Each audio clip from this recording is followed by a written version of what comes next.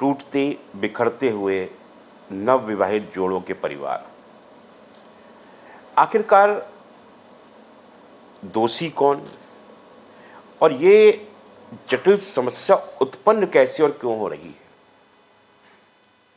जब बात बिगड़ती है तो हम एक दूसरे पर लांछन लगाते हैं कि लड़के का परिवार अच्छा नहीं है, लड़के वाले कहते हैं लड़की का परिवार अच्छा नहीं है।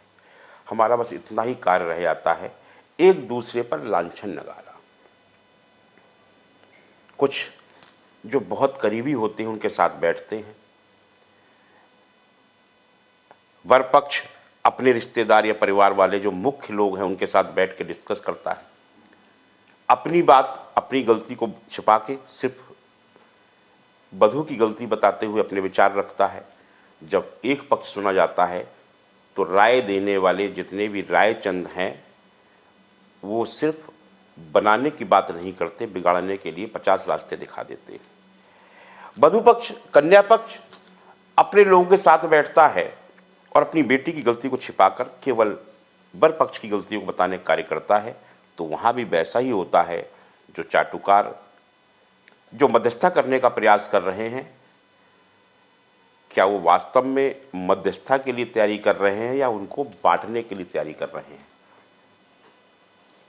बड़ा गंभीर विषय है, चिंतन कीजिएगा और जो मैं कह रहा हूं उस पर विचार कीजिएगा। जब जब आपने अपनी पीड़ा अपनी समस्या रखी, जिसके सामने रखी, क्या वास्तव में वह व्यक्ति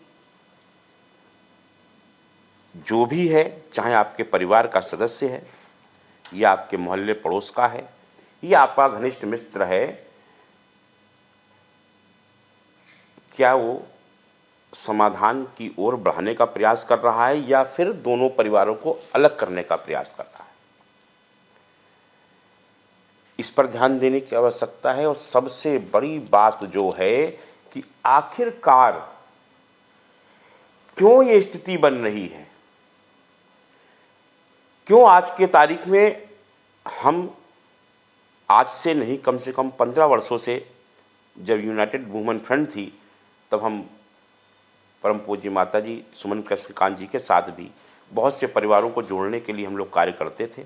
सुमन कृष्णकांत जी जो कि उपराष्ट्रपति कृष्णकांत जी की पत्नी और बहुत समय से समाज सेवा में उपराष्ट्रपति रहते हुए भी, उससे पहले भी वो सब इसी कार्य को करती थी, परिवारों को जोड़ने का प्रयास करती थी, परिवारों को साथ रखने का प्रयास करती थी।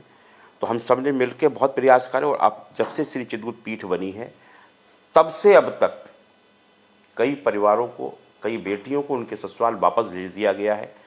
लेकिन हमने जब इन सब केसों का अध्ययन किया, इन सब विवादों पर जब हमारी पूरी टीम ने, हम सब ने बैठकर ये देखा कि आखिरकार इस लड़ाई की जड़ उत्पन्न कहां से होती है, तो उसका मूल कारण कहां से उत्पन्न होता है?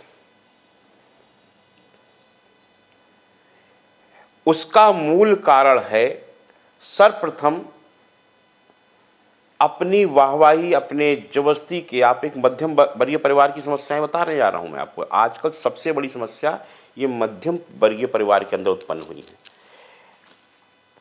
जो हम टीवी पे सीरियल पर देख रहे हैं, रिश्तेदारों की फिजूल खर्ची देख रहे हैं कि उसकी फलाना की बेटी की शादी हुई तो उसकी मेहंदी की रस्म में इस प्रकार की तैयारी की गई, हल्दी की रस्म में इस प्रकार की तैयारी की गई, विवाह महोत्सव इस प्रकार से मनाया गया।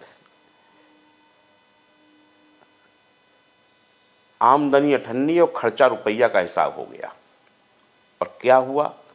इस स्थिति को, इस वाहवाही को, इस दिखावे को करने के लिए पूरे ही परिवार ने कर्जा ले लिया।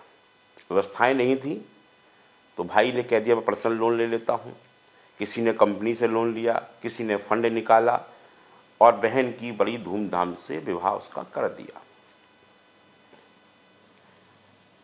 अगर वही फिजूल खर्ची ना करके वो 5-10 लाख रुपए बचाकर, 15 लाख 20 लाख रुपए बचाकर अपनी उस बेटी के नाम से एफडी करके भी डाल लेते तो वो उसके बुरे वक्त में काम आने को हो जाती। लेकिन नहीं, हमने टीवी में देखा है हमने सीरियल में देखा है, हमने पिक्चरों में देखा है कि इस प्रकार से कार्यक्रम होते हैं। अब हल्दी की रस्म इस प्रकार से होगी, अब मेहंदी की रस्म इस प्रकार से होगी, और व्यर्थ खर्चे किए।